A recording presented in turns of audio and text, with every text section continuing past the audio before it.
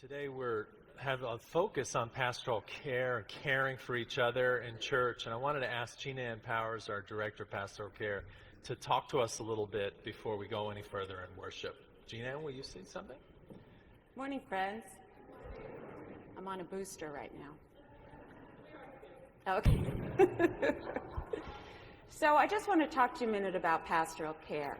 So the only prayer that we generally say together is, love is the doctrine of our church, and service is our prayer.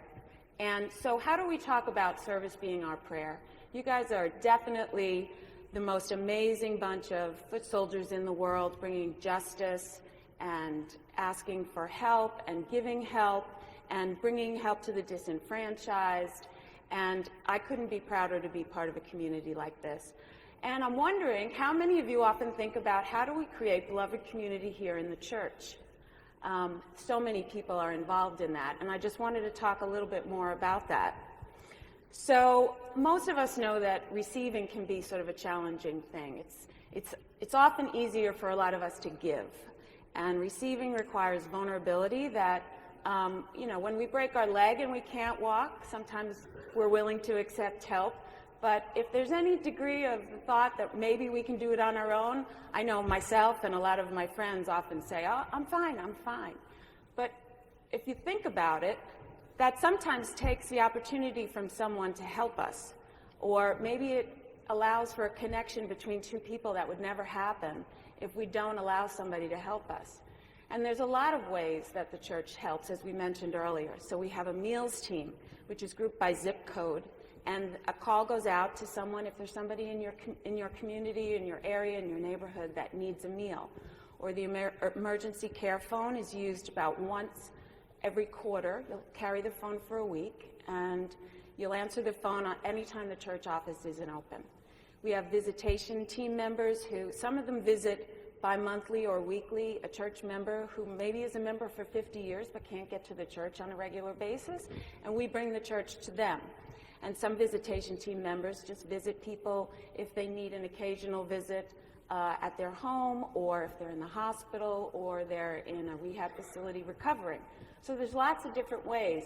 And those wonderful quill cards are a great service opportunity for people who are busy and travel, because you just take a pack of quill cards home and you'll get an email saying, so-and-so needs a note, can you send one? And within the next week you send the card. And there's a lot of people who tell me that they have their quill cards on their refrigerators. How many of you have gotten a quill card over your time here? So that's a lot of hands, and they really are quite special to get. And some people say to me, well, getting a card from someone you don't know, how is that going to be impactful? But it can often be more impactful to get care from someone who you don't know, but is just part of your church community. And we don't extend care only to members of the church. If you come here regularly, you're part of us, and we care for you.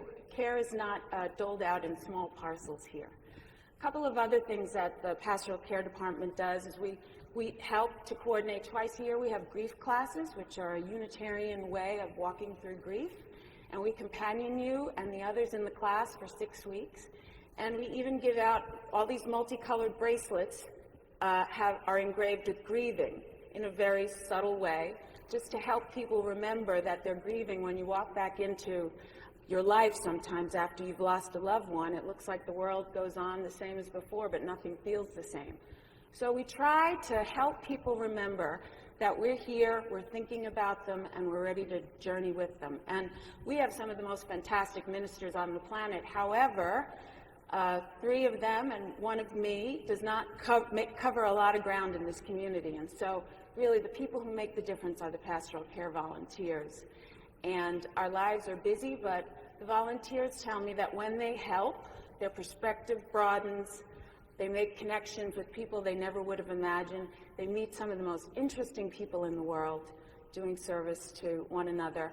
And to a number, they say, I got more out of that interaction than I'm sure the person who received it, which is not always the case on the receiving end, but certainly that's the way they feel.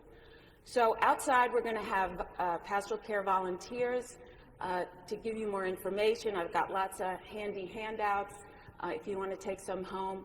And I'd just like you to think about If you fall and hurt yourself, if you're about to have an operation, if somebody in your family is sick or you're sick, let us know. We want to be there for you. We want to support you.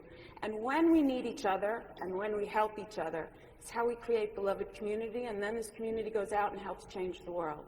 So thanks for listening.